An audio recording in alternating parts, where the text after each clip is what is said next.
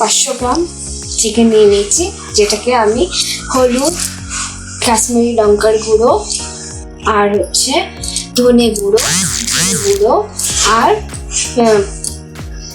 সবকিছু দিয়ে, ginger garlic paste সবকিছু দিয়ে আমি ম্যারিনেট করে নিয়েছি।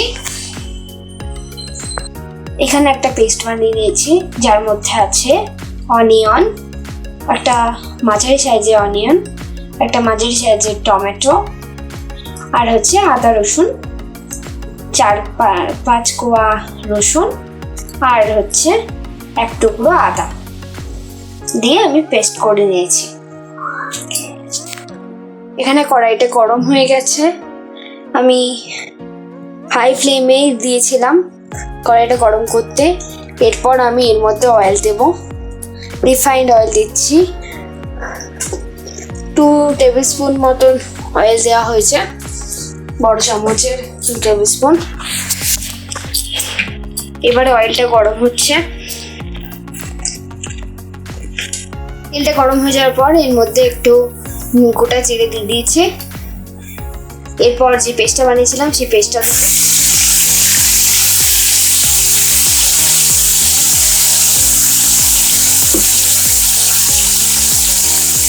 দেওয়ার পর যতক্ষণ না কাঁচা গন্ধটা যাচ্ছে ততক্ষণ এটাকে এভাবে নাড়াতে হবে। আমার গ্যাসের ফ্লেমটা একটু হাই আছে, যেহেতু আমি চাপা দিয়ে নিই, নাড়াচ্ছি এই যতক্ষণ না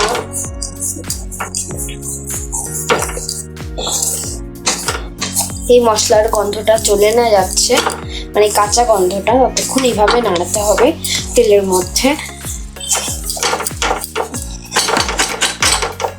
গন্ধটা চলে গেছে। এরপর আমি 1/2 টেবিল স্পুন হলুদ গুঁড়ো, 1 টেবিল স্পুন ধনে গুঁড়ো দিলাম,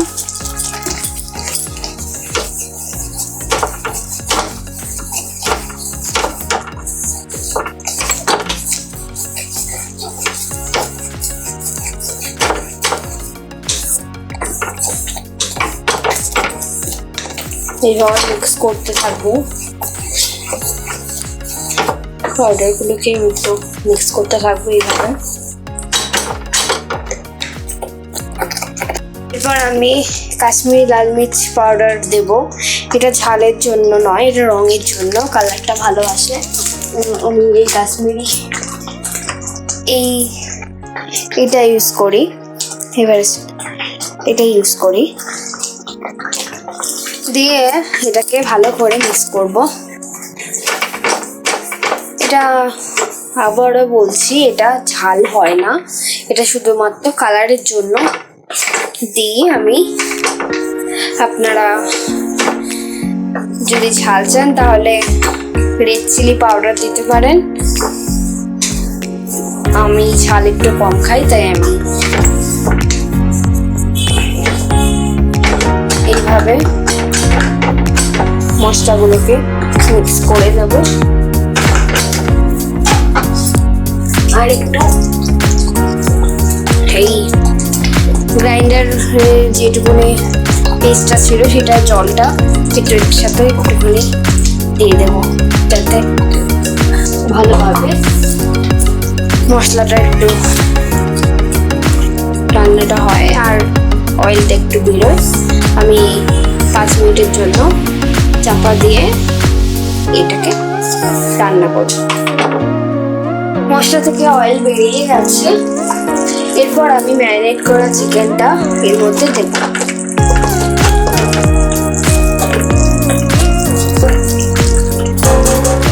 ম্যারিনেট করা চিকেনটা এর মধ্যে দিলাম, চিকেনটাকে এর মধ্যে গ্রেভিটার মধ্যে ভালো করে মিক্স করে দেব।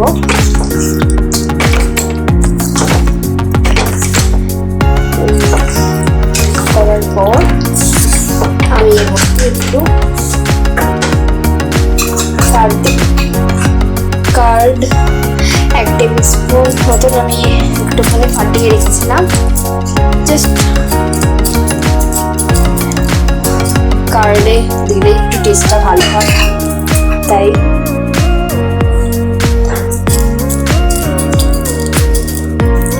কার্ড দিলাম। কার্ড দিয়ে আমি ভালো করে মিক্স করব। এরপর আমি স্বাদ মতো একটু নুন দিয়ে দেবো। আপনাদের টেস্ট অনুযায়ী আপনারা যতটা পরিমাণে সল্ট ইউজ করতে চান করতে পারেন। আমি আমার টেস্ট অনুযায়ী আমি সল্ট দিব। আর যখন দেবেন তখন গ্যাসের ফ্লেমটা যেন লো ফ্লেমে থাকে, নইলে কার্ডটা কেটে যায়, তখন আর টেস্টটা ঠিক ভালো আসে না। এবার আমি সল্ট দেবো এর মধ্যে আমার টেস্ট অনুযায়ী। আপনারা আপনাদের টেস্ট অনুযায়ী সল্ট দেবেন।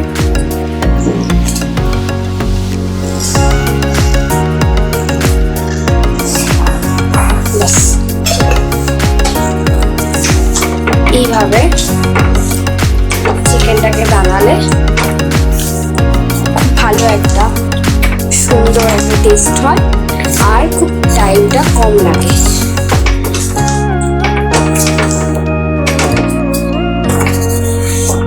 যারা নতুন রান্না শিখছে তারা এটা একবার ট্রাই করতে পারে বাড়িতে। এরপর আমি একটু গরম মশলা দেব। গরম মশলা গুঁড়ো দিলাম হাফ টেবিল স্পুন। স্মেলটা একটু ভালো, ফ্লেভারটা ভালো হয়, স্মেলটা ভালো আসে।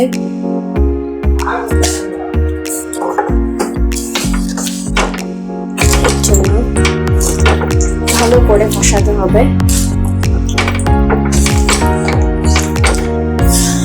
যত বেশি চিকেনটাকে ভালো করে লো ফ্লেমে কষাবেন তত বেশি টেস্ট ভালো আসে। এই চিকেনটার নাম হচ্ছে চিকেন কারি, আমার নিজের স্টাইলে চিকেন কারি। এটা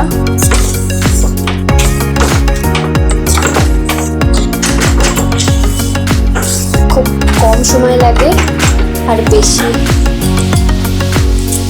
কিছু লাগে না, জাস্ট অল্প কিছু মশলা দিয়ে এই চিকেনটা তৈরি করা যায়।